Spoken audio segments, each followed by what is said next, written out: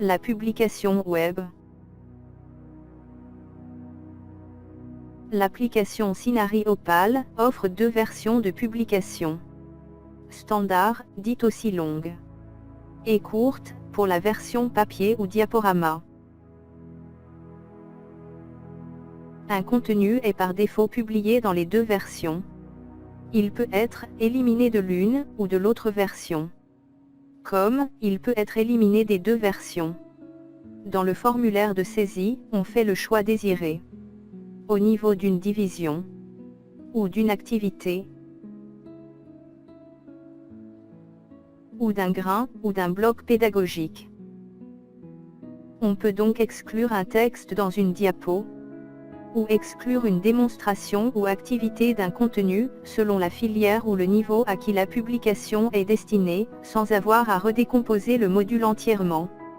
Il est clair que le module est composé de 3 divisions, et que la première division contient 3 activités, et chaque activité contient des grains. Bref, pour avoir une vue globale de la structure du module, clique droit sur celui-ci et choisir « Afficher le plan ». La structure du module s'affiche, on y retrouve les composantes du module.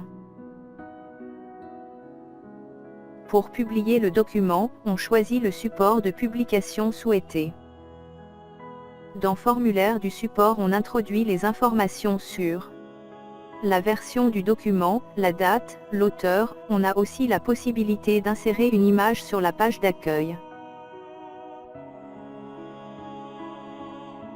On précise la version souhaitée, standard ou courte. On choisit de publier ou non les autres ressources. Par glisser-déposer, on dépose le module à publier. Il peut y avoir plusieurs modules à publier. Si c'est le cas, on publie un par un. On enregistre et on choisit la publication web.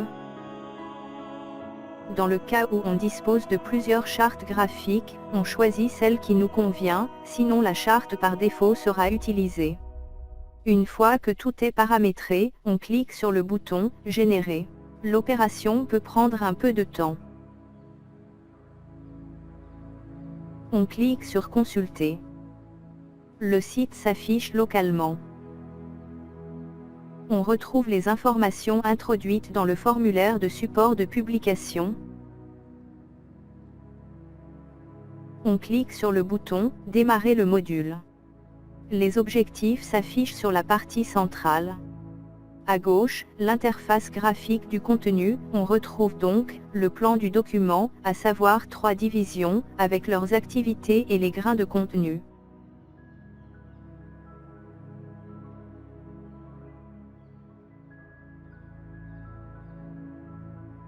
Les boutons de navigation, page suivante, page précédente et le bouton qui permet d'afficher ou de cacher le menu de gauche.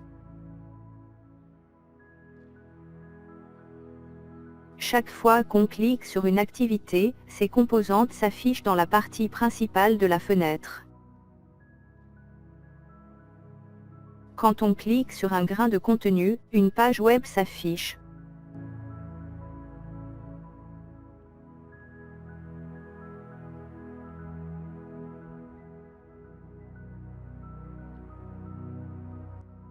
Question de synthèse. Le test d'évaluation composé de 8 questions.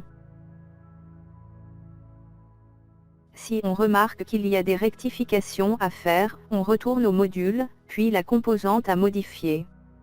On enregistre après modification. Il faut régénérer pour prendre en compte les modifications apportées. Une fois satisfait du résultat, on télécharge le site web, en fichier compressé. Le dossier décompressé s'affiche ainsi. On y retrouve toutes les composantes d'un site web, les styles, les ressources, etc.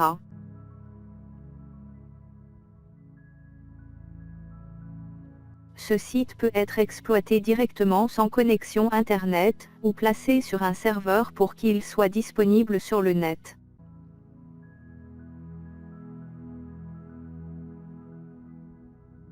Dans le cas où l'objectif est d'intégrer le contenu directement dans un LMS, plateforme éducative, il faut utiliser une publication SCORM. On peut choisir mono ou multiple selon l'objectif. Puis on clique sur Générer. On clique sur Packaging SCORM 2004 par exemple. On complète. Puis on clique sur Générer. On télécharge le fichier résultant, c'est celui-ci qui sera importé une fois qu'on est sur la plateforme. Merci et bon courage.